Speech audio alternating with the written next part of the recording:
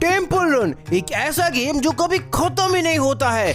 मैं नहीं, ये गूगल कह रहा है। पर मैं जब छोटा था तब मैं इस गेम को कभी खत्म ही नहीं कर पाया, पर आज मैं इस गेम को खत्म करने वाला हूँ। गाइस, ये गेम का स्पीड हर पल रॉकेट की तरह बढ़ता ही जा रहा है। मैं पिछले 10 घंटे से खेल रहा हूँ, चाहे वो सोते टाइम हो, पढ़ते टाइम हो या फिर वीडियो देखते टाइम हो, पर ये गेम खत्म होने का नाम ही नहीं ले रहा है। वेल गाइस, मेरे ख्याल से अभी ये गेम खत्म होने वाला है, क्योंकि मेरा अभी 3 लाख स्कोर होने वाला है।